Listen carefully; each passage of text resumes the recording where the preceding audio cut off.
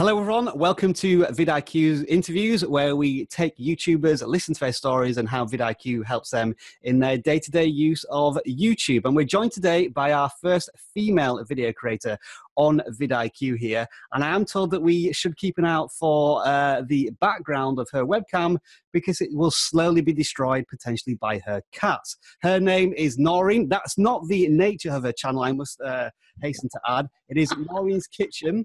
And I will describe you as a YouTube veteran. You started in 2008 in May, 28 million views, 151,000 subscribers. Hello to you, Noreen.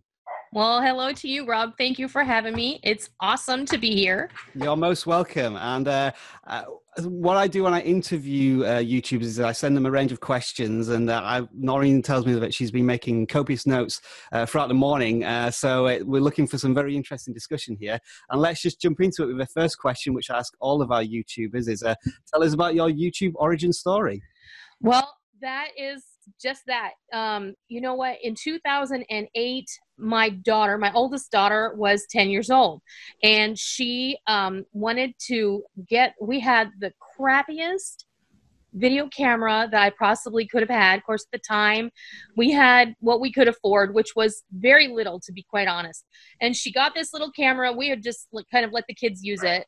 And it was a snow day, which we never get here in Eastern North Carolina. Well, I don't say never, hardly. But she wanted to film what I was doing, so I'm like, okay, fine, let's do it. I was making jam. She filmed me, and she, of course, was a foot shorter than me, and she was just, you know, we just threw it up. I didn't even know how to upload videos, but she wanted to put it on that YouTube thing because, you know, YouTube was really, really new at the time. Yeah. We were just 2 years out from its inception. So, you know, we just kind of went from there. We had so much fun doing it that a few months later, I thought, you know, maybe I'll just go ahead and keep doing this. So we got a better camera, and my husband started being my cameraman, and because he's a foot taller than me, that made it really easy. So the perfect tripod. Exactly, right, exactly. So yeah, that's just kind of how it started. It just started out very organic. It was me sharing how I was cooking, whatever I was making for dinner. And that's really how it started, because it all started out as what's for dinner. And it kind of, just like any channel, it evolved to where we are today.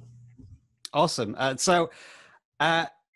It wasn't your idea as such to begin with. It was your daughter just using a video camera, like many YouTube stories begin with just any old camera that you can find, and it develops into a much larger thing. When did you realize that YouTube was something that you were wanting to take, I guess, more professionally and do on a more full-time basis? I'm going to let the dogs in. That's one of the best answers I've ever had to a question. Maggie! I would say once the channel hit around 5,000 subscribers, you know, we were sharing. I wasn't really that dedicated. I mean, it was something fun. We did it every now and then. What are we going to cook for dinner? Do we want to do a video? My husband's answer to that question is always, why not? You know, it doesn't matter what it is, why not? And that's kind of how the whole thing has been, to the point where we've actually started a channel for him as well. But that would probably be when I thought, wow, this is probably something that I want to do. And at 5,000 subscribers, or right around there, YouTube invited me to apply to the partner program, because back then you didn't just become partner, you had to apply to become a partner. Yeah. And I didn't even know you could make money doing that. And then, so I'm like, well, what do I have to lose? And then they accepted me in the partner program, and that's where it all started. But, you know, it actually took a couple of years before I actually got money from it. Mm-hmm. So I didn't do it because I was getting paid. I did it because I truly loved what I was doing. And the people that I was meeting and interacting with was really the best motivation for me to keep doing it. Yeah, I think that's a fantastic message to all YouTubers who are just encountering these new changes to the partner program. It shouldn't be about when I can monetize my money as soon as possible. That should be almost an afterthought. Like you say, Absolutely. It was like, oh, I can monetize stuff here on YouTube. That sounds fantastic, but I've already built this audience who are invested in my channel and the value that I have for my viewers. And that actually leads me on to the next question. We're only on question 2 at the moment here, but who is your target audience and what is your value proposition? Like, who should be watching why? Well, my target audience is anybody who likes to eat. We all got to eat, right? Yep. And I really am very passionate about people learning how to cook for themselves or just cooking for themselves in general. I get a lot of emails and comments from people going, you know, I'm 65 years old. I used to cook all the time and then I just stopped loving it. And you've inspired me to get back in the kitchen and just do it again. And then they're just having a newfound love for, you know, creating something in their own kitchen for the people that they care about. Because I see a lot of people who rely on the drive-through, takeout, prepared meals that you just pick up at the grocery store and heat in the oven. And look, I'm not knocking any of those things, but we can all save a little money and we can all do a little bit better if maybe the mystery is taken out of it for some people. There's a lot of people who just don't even know how to cook because they didn't have a mom at home to teach them because mom was working. Or I've just, you know, I've gotten so many different emails, comments, just feedback from people who have just told me amazing stories about how they've now been inspired to get back in the kitchen, or they want to learn how to cook. People who've told me, I didn't know how to cook and you're helping me and I'm a newlywed. There's so many inspiring stories, and that's my target audience. Anybody who wants to eat good food and wants to know how to make that food. And I think that there we are again, is inspiring people beyond earning money from people, I think is a real strong message to have. And the tagline of your channel is real food for real people, real easy.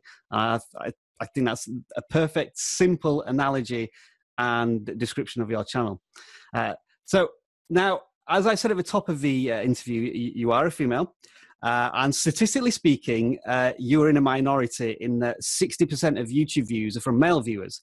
And that trend tends to exaggerate itself within channels. It's usually a male presenter or a female presenter, and that skews the demographics even further. For example, here at vidIQ, 87% of our viewers are male, which is one of the reasons why I reached out to you. Do you find that there's any sort of gender divide on YouTube, and have you had any positive or negative experiences as a female video creator? First of all, I would say no. I have not experienced anything negative. I don't really think that, especially on my channel, like I said, everybody has got to eat. So, and you know what? People love like watching the Food Network, or they like watching, you know, PBS, any of those cooking shows. You know, when I grew up, cooking shows were only on PBS on Saturday mornings or Saturday afternoons. So, you know, I grew up watching Julia Child, Galloping Gourmet, and Jeff Smith, The Frugal Gourmet. And that was like Saturday morning in a nutshell. And like, I never missed it. My mom and I would watch those together. But now we've got channels upon channels on cable, and, you know, people just love to watch people cook. They like it, whether they're going to do it or not. They just love that. So I feel like it doesn't matter, male or female, but like my channel has a mostly female demographic, of course, but I still have a lot of men, a lot of single dads, a lot of older gentlemen who come and they leave comments, you know, got a lot of barbecue guys and all of that. So I haven't experienced any negativity at all. Awesome. So you publish 3 times a week consistently, Monday, Wednesday, Friday. Is that a specific time, just out of interest? I like to, well, I have kind of experimented with that. I've tried uploading early in the morning, and it seems to me that my best, like my sweet spot is between 8 o'clock and 9 o'clock at night. So I usually that would be Eastern time. Yes. Yeah. Yes. Okay. Yeah. Now there's a lot of videos there. If we quickly top that up, 3 videos a week is about 100 videos a year, roughly, if my maths are right. Is that right? No, it's about 150 videos a year. So there's a lot of ideas that you're having to come up with on a regular basis. How do you do that? Do you forgive the pun batch videos up, or do they just come as they come into your head? I do. And the way we do, like, I'll give you a good example. This past Sunday, I filmed 4 videos all at one time because we were having what we were having for dinner all went together, and we actually got 4 videos out of it. So I did, we had uploaded preserved lemons. I did a seasoning blend, which has yet to go up. I did a roast chicken, and then I did a risotto in my pressure cooker, which went up yesterday. And you forgive this guy. Hey, go back there. But yes, we batch them because it's just easier. I have a very small kitchen, so if we can get more than one thing out of the way at a time, we definitely do that. So I was able to get all of this week's videos done at once, which is awesome because then all I have to do is edit and upload. Mm-hmm. As each of your videos, when I was watching, you start off with pretty much the same introduction every time. Hi, I'm Noreen. Welcome to my kitchen, and today we're going to cook this, taste that, make some of those. It's an introduction of between 15 and 30 seconds. And why do you do this? Consistency. I think that consistency and familiarity is super important. I think people don't like change. Just like Stewie, they don't like change. What is this? There's something wrong with the house. I don't like change. When they tune in and they hear that, it's like it's just that thing that they know, okay, here it's Noreen and we're getting ready to cook something yummy. And then they hear that music. I have that theme music that I've had for the last 5 years. And I have that's my regular music. And then I have other music that I use for my holidays are coming series. So we use that like Thanksgiving and Christmas. And they really look forward to that. So, change it up a little bit here and there. So what I would say to anybody watching this video is check out one or two or three of Noreen's videos and see how she encapsulates the entire video in that first 15 to 20 seconds to grab the attention of the viewer. It's like, welcome to a familiar place. This is what we're doing. And that really works for videos on YouTube. Hi everyone, welcome back to my kitchen. Today we are waiting on game day and we are going to be making these delicious garlic parmesan chicken wings. We're going to fry them up in our deep fryer and then we are going to season them up buttery, garlicky, and cheesy. And I'm also going to be using this awesome cheese grater that was sent to me and I'm going to share with you more information about that. But in the meantime, let's go see how these delicious garlic parmesan chicken wings come together just in time for the big game. Speaking of seasonal videos, do you find that your channel suffers through any peaks and troughs? For example, more traffic at Christmas, less during the summer months? Of course. My best time of year is going to be the last quarter, which would be October, November, December. I'm always going to have the most traffic. My biggest week is Thanksgiving week. My biggest day of the year is the day before Thanksgiving. Mm-hmm. My views and my traffic go through the roof. And that's my biggest grossing day as far as income goes out of the whole year.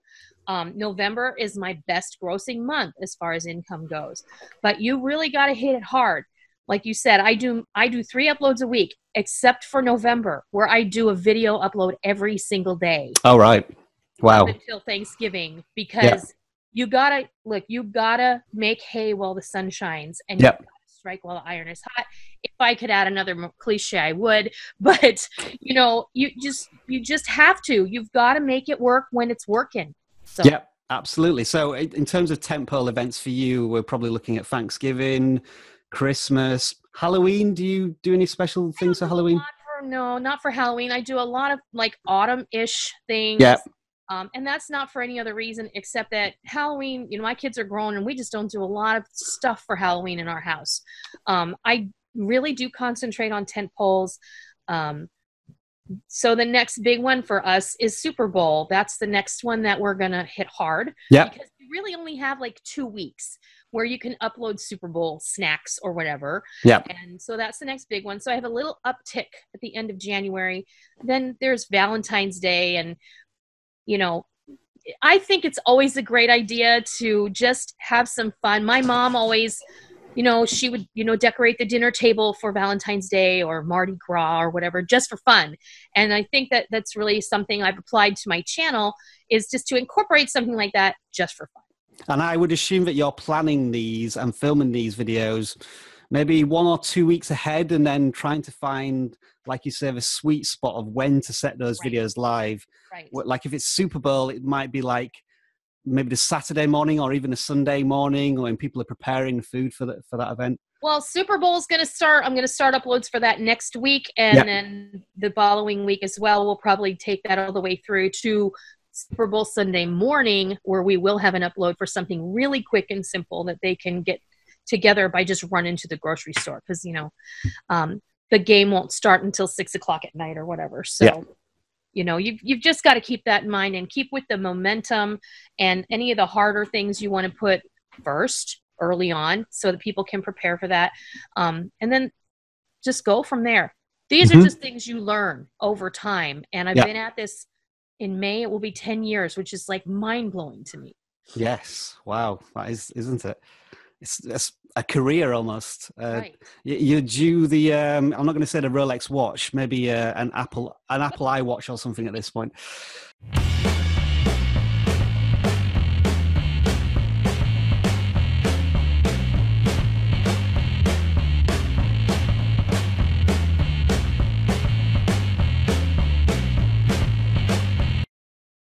Speaking of longevity, we're going to move into a slightly more difficult question now. That the majority of your most popular videos were 3 to 6 years ago. We're talking in the millions range here. And you haven't quite been able to maintain that momentum of maybe viral videos. Why do you think that is? I just think YouTube is full of a lot of saturation. There's a lot of people doing a lot of the same thing. And I don't necessarily think that's a bad thing. Everybody has their own style. And I think I've been saying for a long time, there's room on YouTube for everybody. Absolutely. So I don't think that, I don't think that you should ever measure your worth by your number of views or your watch time or anything else. I think that you just should do what you love and do it the best way that you can, because you will be speaking to people who appreciate what you're offering them. Yeah. And you have, I would say, a core audience of between 3,000 to 10,000 viewers on each of your videos. Do you find that you get regular customers, so to speak, or is the audience constantly shifting over those 10 years? I think that, like with anything else in life, you do get that shift. You get ebbs and flows. But in the end, I have people who've been with me from the beginning. And I have people who come that are new, who just, they really, really want to be a part of what they see happening.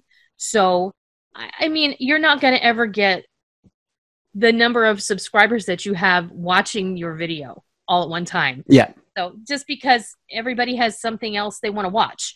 So I, never felt like that was as important as other things were. I think really for me, it's putting out a quality product, and then people want to be there for it. I've made so many really good friends through this platform that I never would have known if I just never did this. So, yeah. Have you been able to meet any of these people, or have you been noticed like doing shopping down at the local grocery store or anything? Are you, I guess, pseudo famous at all? Kind of. I wouldn't even, I have been recognized more than once in the grocery store, and I did visit with my best friend from Michigan, who I actually met through YouTube. She came to visit me this past summer. So yes, on both counts. So it's very weird when you're standing in the grocery store looking at the shelf with the drain cleaner with your husband trying to decide which one to get, and someone says, "Miss Noreen," and then you're like, yes.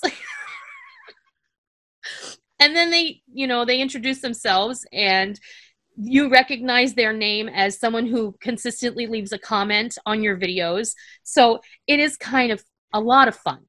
Your filming and video editing, does it come naturally to you? I know you said that your daughter was the first one who sort of introduced you to using a video camera or filming you. Is that something that's come naturally to you, or do you have to work hard for that to produce the content for your channel?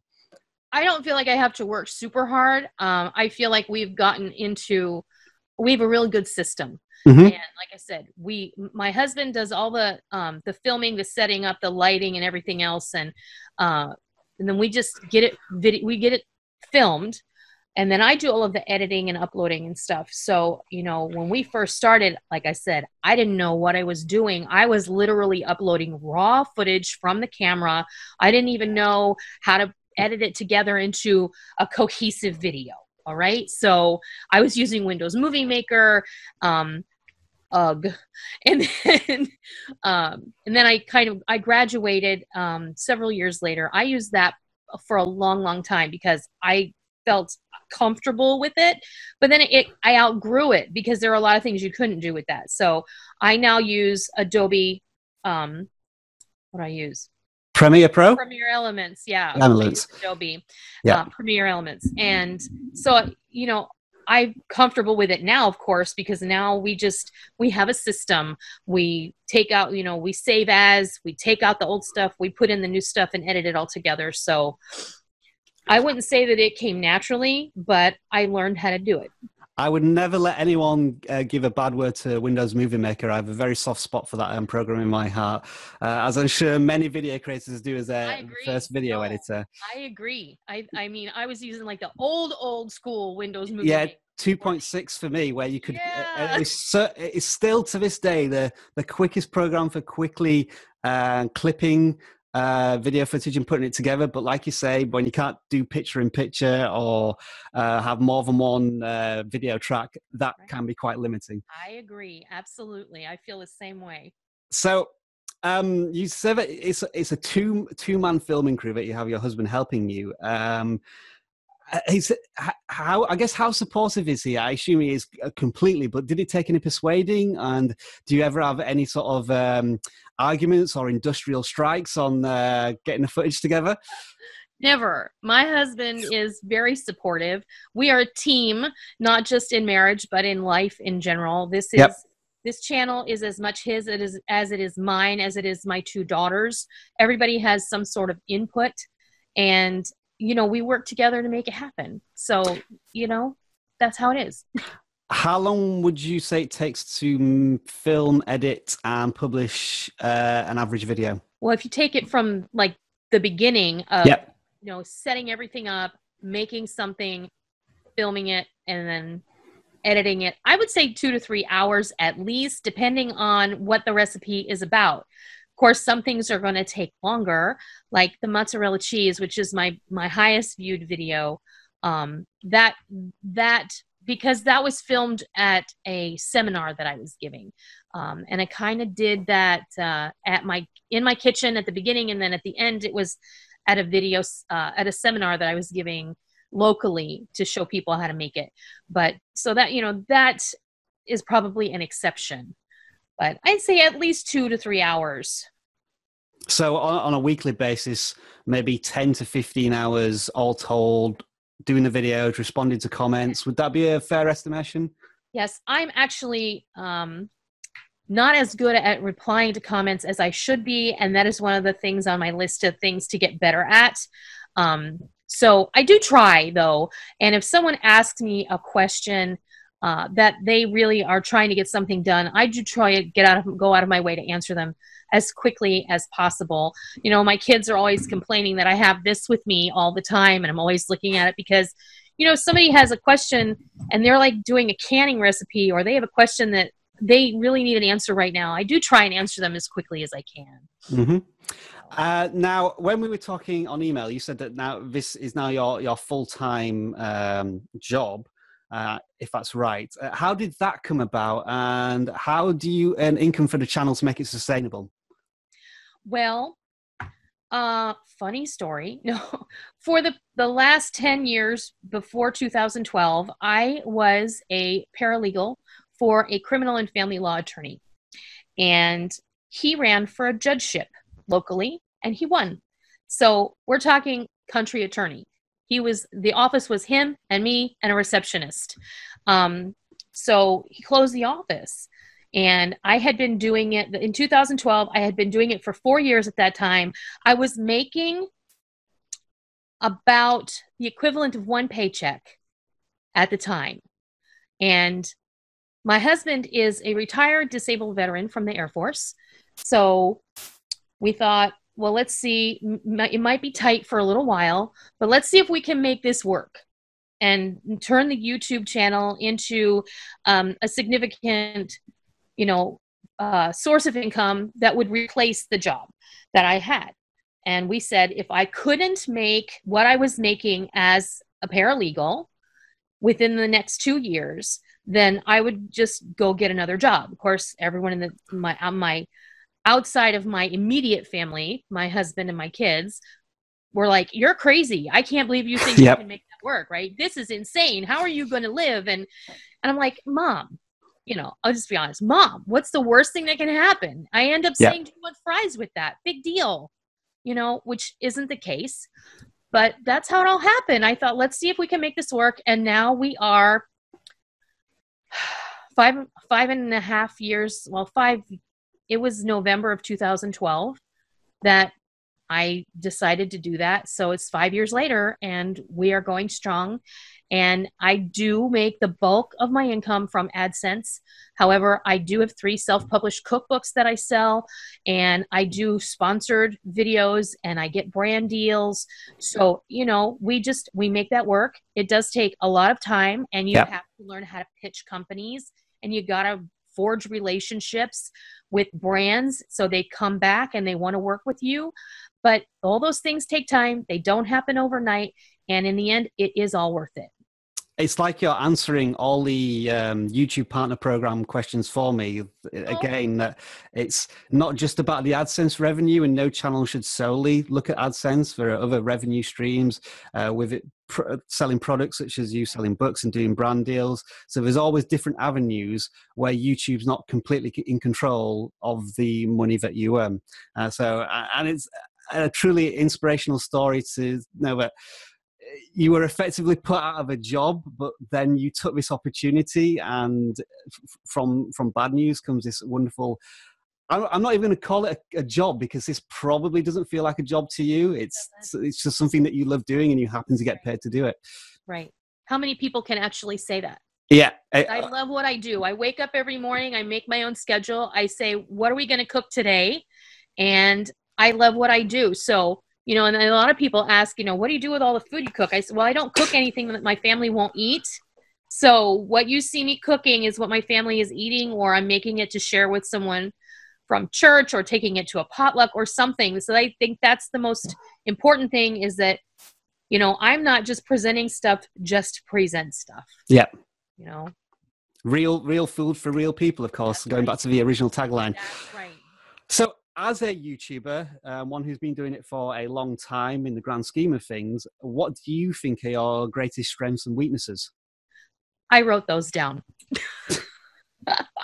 I think that my biggest strengths are, here it is. My ability to communicate and teach. I've gotten a lot of people say you're a great teacher, and that was never something that I had ever considered doing.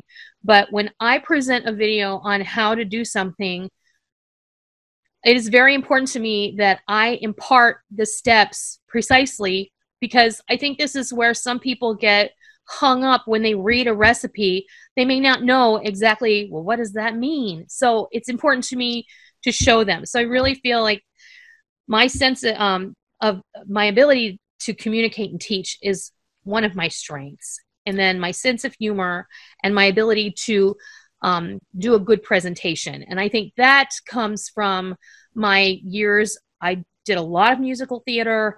I have done a lot of stage work. So not having any nerves, and a lot of people they get hung up in front of a camera.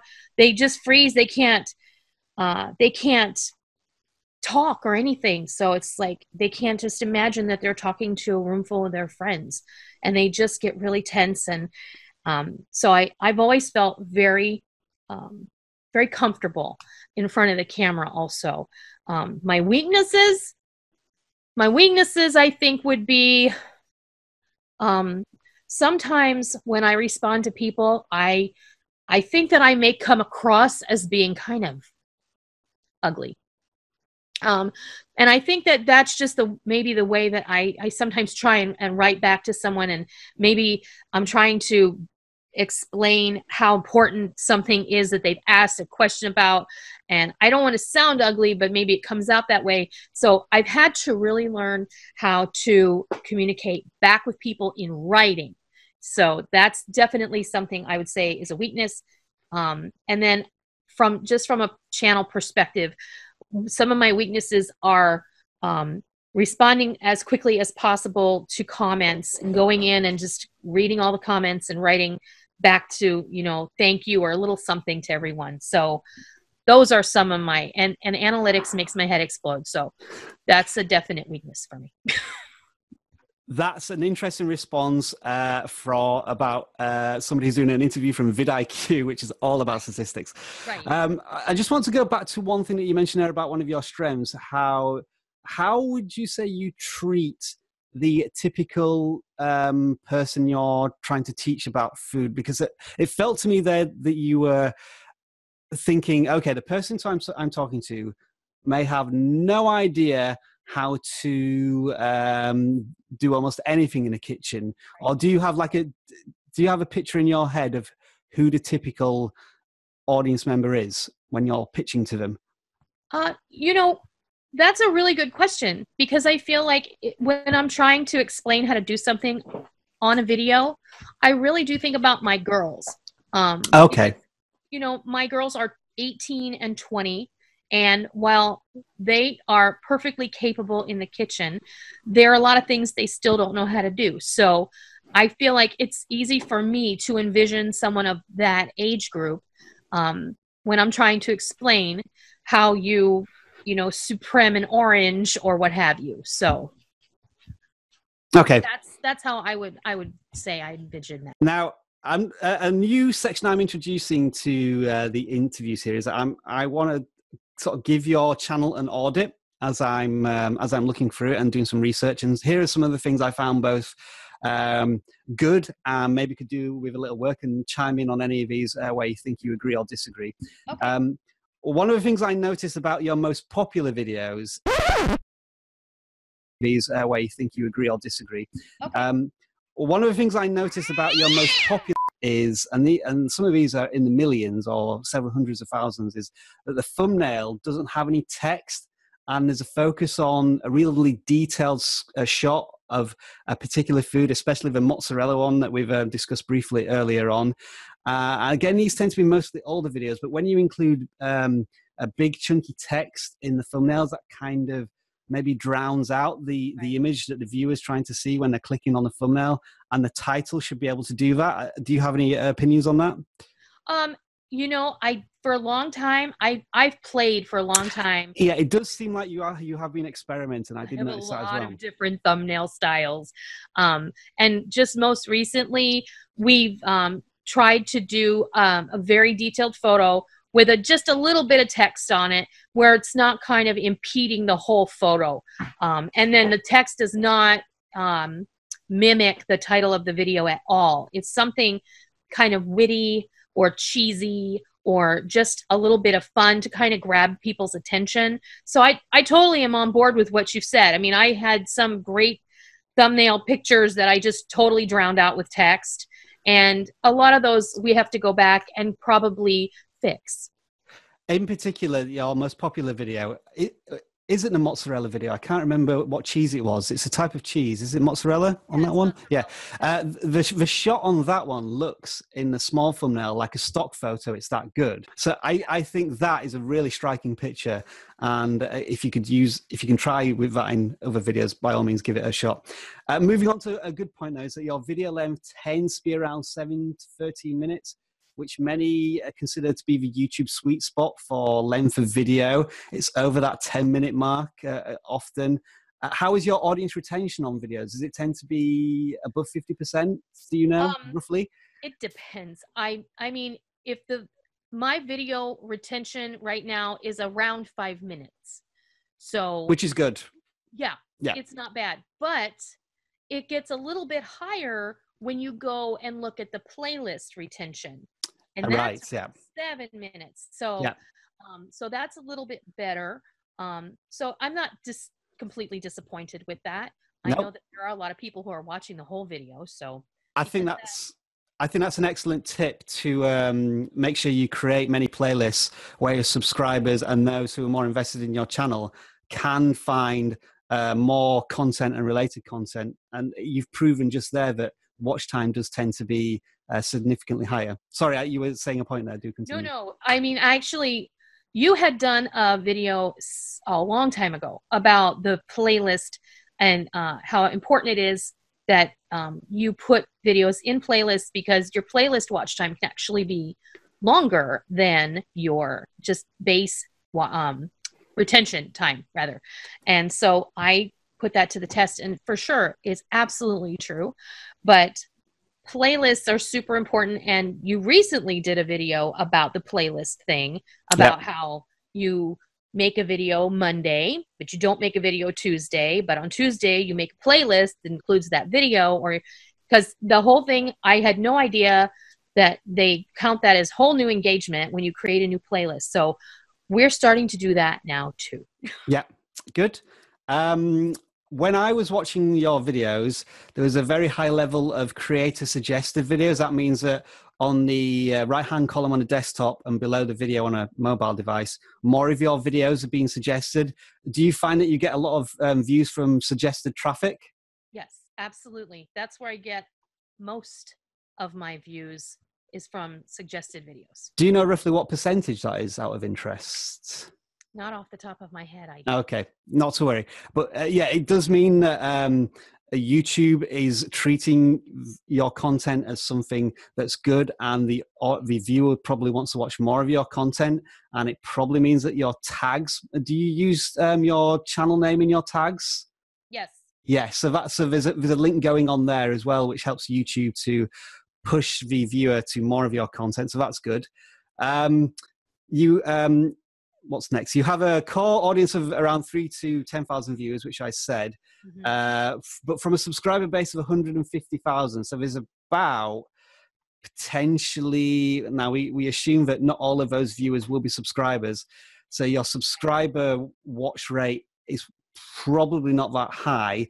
So it's difficult to engage. Yeah, it's difficult to engage subscribers who are just coming for one tutorial, one recipe. I might suggest that they come for exactly what they need and then move on to another cooking channel with a recipe that they're interested in. Are there any tactics that you've tried to keep viewers engaged? I know you've done a couple of live streams to make it more about you as a person, maybe. Right. You know, I love doing live hangouts, and just a couple of weeks ago, I did one on a Friday and really enjoyed it. And I think we're going to kind of incorporate that as, you know, maybe once a month to do something like that. When people just come and they throw questions out and I answer them, and it's a lot of fun. I have a really good friend who also has a channel, and we had been doing every week. We have a little group that we call Moms Talk TV, and we talk about last week's episode of The Walking Dead or Game of Thrones. It just depends. So that we have a lot of people who, you know, a lot of people like the same things that we like. So we do enjoy doing those from time to time as well. Live streams are an important part, I think, of the future. I agree. That's one of the things I'm trying to do more of on vidIQ this year. I've just found so far that they're so exhausting.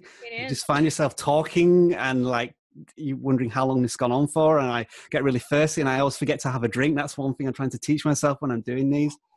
Definitely, because when you're talking, you know, your mouth gets dry. But yeah, my biggest challenge is that I really want to do live streams of cooking. So that's something that we have to work on. Yes, I can imagine that will be a bit of a headache, especially if there was any accidents in the kitchen and you suddenly have to cut off, and everybody's worrying about where you've gone.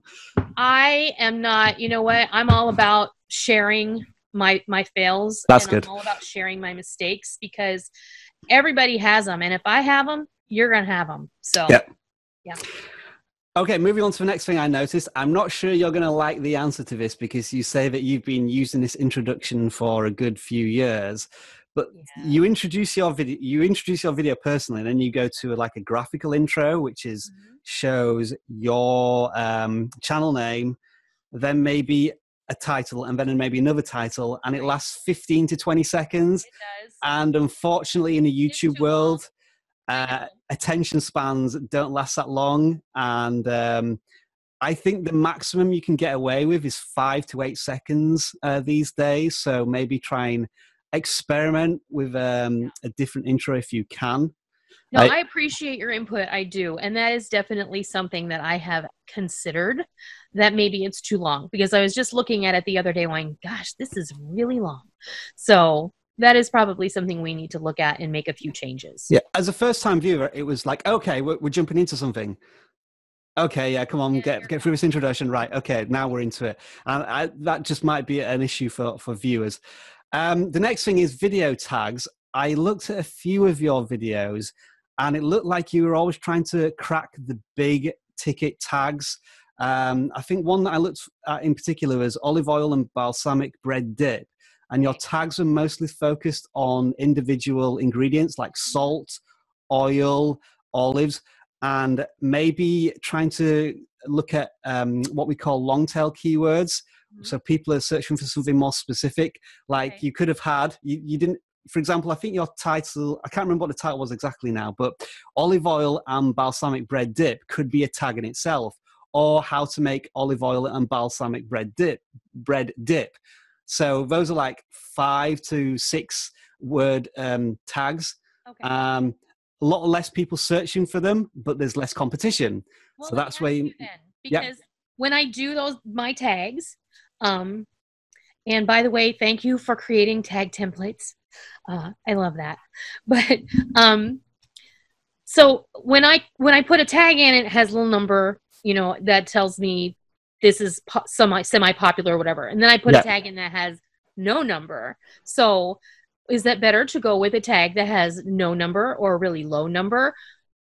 I think it should be a mixture of both. If you wanted to go into more detail, you can use the keyword research tool, which should tell you exactly how many times this particular tag has been searched for. But it's also a good idea to have those big ticket tags in there just in case you do crack. The video does go viral. But just when I was looking at your tags, they were all very similar, high volume, one word tags. And I just feel as if there might be an opportunity there to capitalize. It may be worth looking at your most popular videos and seeing if there are any tags there where you might have put in longer tail key tags and just see if they are ranking. Unfortunately, we don't have the information in front of us now, but maybe something to do a little bit of research on. I will do that. Experiment and see what happens. Right. There's certainly nothing to lose because you're filling your tags. I think you're getting to a 500 character limit. Whenever I look at your tags, there's a lot there, but it might just be a little too scattergun. Okay. And maybe drill down into a specific area. Like certainly include your aspects of your title in your tags. Like another one was entertaining on a budget. That was another one in that video title where I thought that might be a useful tag to use. Okay. So moving on, responding to comments. I think you've already alluded to this. There are videos where I've looked at your comments and there's lots of comments and you've not responded to any, but then there are other videos when you have responded to some. It may be that you need to be a bit strategic if you haven't got time. So respond to the commenters who comment a lot, who comment a lot, or sometimes you just have to say, okay, this commenter has got a lot of subscribers. They have influence. It might be worth looking at their comment and seeing if we can maybe start a conversation here. There might be something as an opportunity in the future. Right.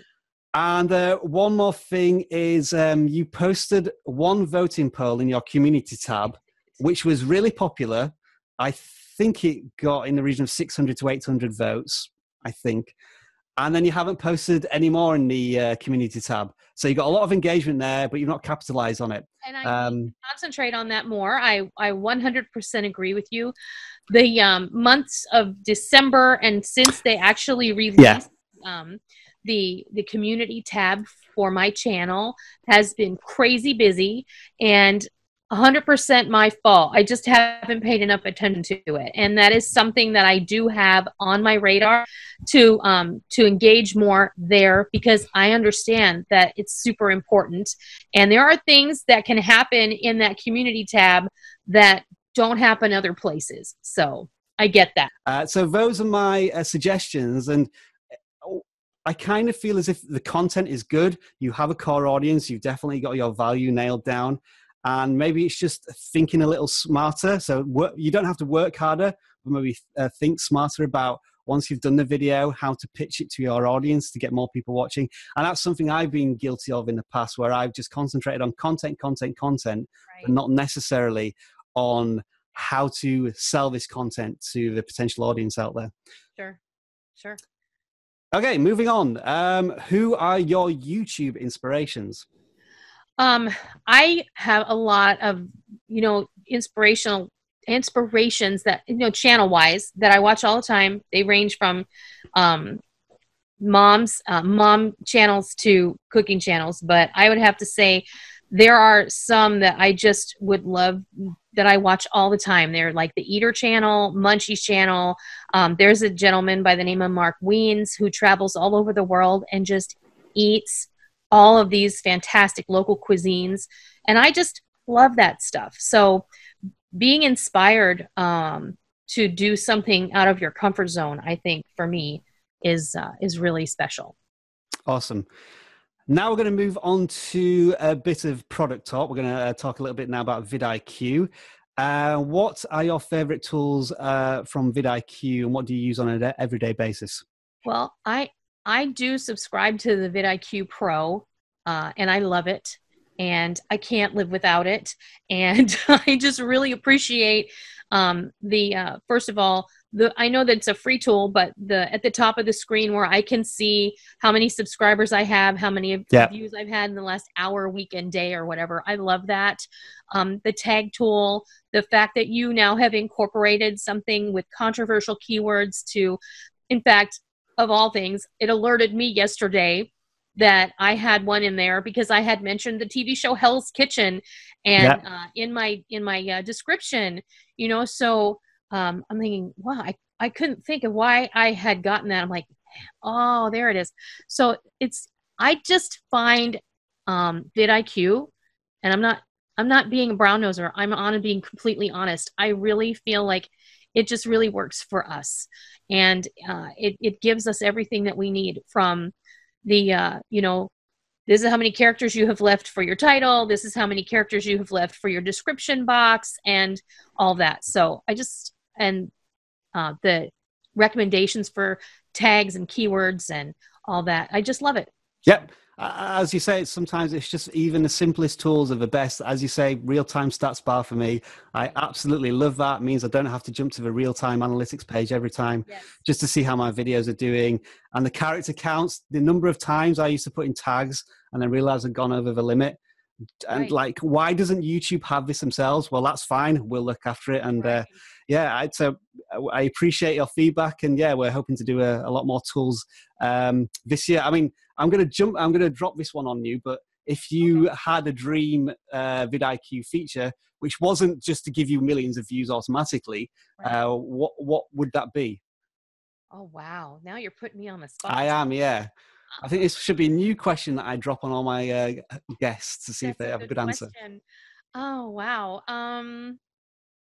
Gosh, I honestly don't know. You guys have given me everything I could probably ever think I needed. We'll take that answer. Up to this point, but I know you're working behind the scenes on new stuff. So I honestly, you've stumped me.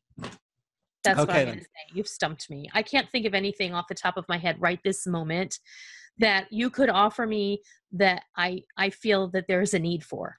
There you are, folks. Another satisfied customer. Absolutely. Well, hopefully these next set of questions are not going to stump you, because we're now jumping into the quick fire round where you should try and answer these questions with either one word or one sentence as quickly as possible. So are you ready? Yep. Let's roll. Other than YouTube, what social media platform do you use the most? Facebook. What's your current main video camera and why in one sentence? Canon 70D DSLR camera, because It's amazing. What would you be doing if you weren't making YouTube videos? Probably still working for attorneys. Favorite sport and which team do you support? I would have to say baseball and the Chicago Cubs. I'm a Blue Jays fan myself, There you but go. congratulations on finally beating the curse. Thank you. 2016. How much YouTube do you watch each week? An embarrassing amount. Say One thing you would change about YouTube right now? their ability to engage with creators in a more open fashion. Excellent answer. Have you ever told anyone how much you earn on YouTube outside of your family? No. If you could only make one more video, what would it be about? How much I appreciate my subscribers. Favorite book? To Kill a Mockingbird. Favorite movie? Anything by John Hughes, like 16 Candles or The Breakfast Club. Favorite music, and that's artist one track. Oh. Oh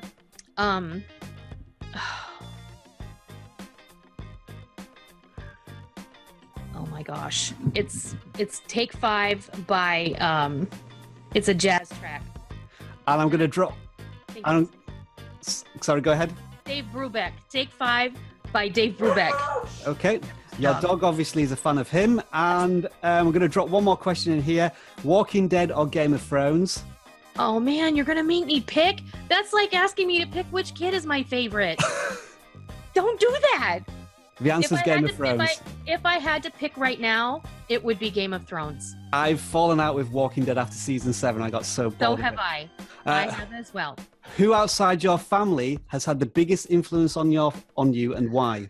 I would say a woman by the name of Ruth Minthorn, who is no longer with us. She was my professional vocal coach for 7 years, and she taught me how to sing everything from Broadway to opera.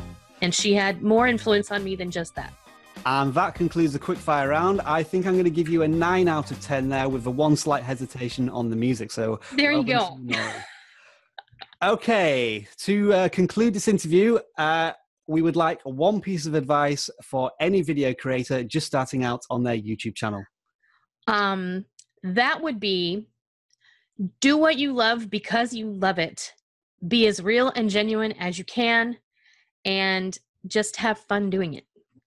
It was almost as if you'd written that previously. That was quite a measured response and an excellent one. Thank you very much, Noreen, for taking part in the interview. I'm going to leave all the links to everything that Noreen's mentioned, whether it be channels or her own channel. So please do check on those. And when this video goes live, I'll encourage Noreen to check out the comments and maybe respond to any questions that you may have. And it just leaves me to thank you very much for joining us today, Noreen.